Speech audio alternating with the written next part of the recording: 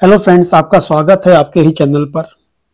यदि पुरुषों के वीर्य में पस सेल आने लगे, यदि पुरुषों के वीर्य में लगातार पस सेल आ रही है तो वो पस सेल क्या शुक्राणु के लिए खतरनाक होता है? तो मैं आपको बता दूं, वाकई बहुत अधिक खतरनाक होता है। जब पस सेल जो होती हैं वो लगातार आपके वीर्य में इसकी संख्या बढ़ती है, पस सेल की जो संख्या है लगातार वीर्य में बढ़ती है, पस सेल लगातार वीर्य में पाया जाता है।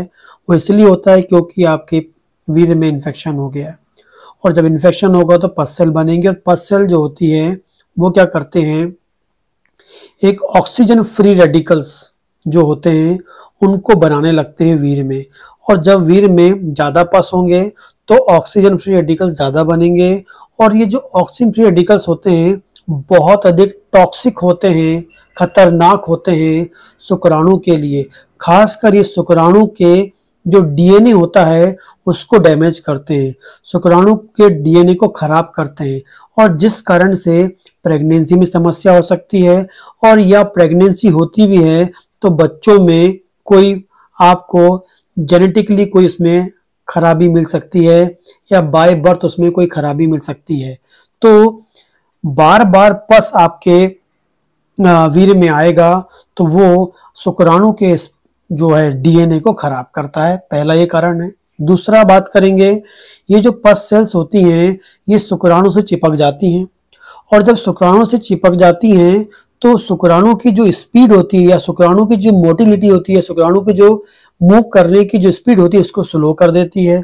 और जैसे वो उसको स्लो कर देगी तो सही टाइम में, या बोलूँगा कि वो महिला के जनन अंग में जहां अंडाणु उसकी प्रतीक्षा करते हैं वहां तक वो पहुंच ही नहीं पाएगा, क्योंकि जो इस पर जो शुक्राणु की जो स्पीड होती है उसके लिए जो एनर्जी होती है वो खुद के लिए होती है, लेकिन जब उससे स्पर्म उस शुक्राणु से यदि पस सेल चिपक जाएगी तो वो भारी हो जाएगा, जिस कारण से फिर क्या होगा कि आपका जो स्पर्म है सही टाइम में अंडाणु से नहीं मिल पाएगा, और नहीं मिल पाएगा और उससे पहले अंडाणु मर जाएगा, ठीक, और जो प्रेगनेंसी नहीं हो पाएगी।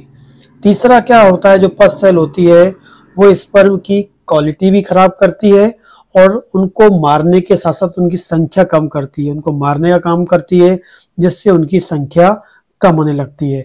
तो जब भी वीर्य में पस सेल होंगी तो वो शुक्राणु की संख्या भी कम करेगा, शुक्राणु की मोटिलिटी कम करेगा, और शुक्राणु की क्वालिटी को भी खराब करेगा, और जिस कारण से फाइनली प्रेगनेंसी नहीं हो पाएगी। इसलिए आपको डॉक्टर से मिलकर अपने पस सेल का ट्रीटमेंट कराना चाहिए और वीर्य को हेल्दी करके प्रेगनेंसी की ओर जाना चाहिए। यदि आप पस सेल्स ठीक कर लेंगे तो प्रेगनेंसी आपको जल्दी हो सकती है। इसके अलावा कोई क्वेश्चन हो तो आप मुझे कमेंट करके पूछ सकते हैं। नमस्कार।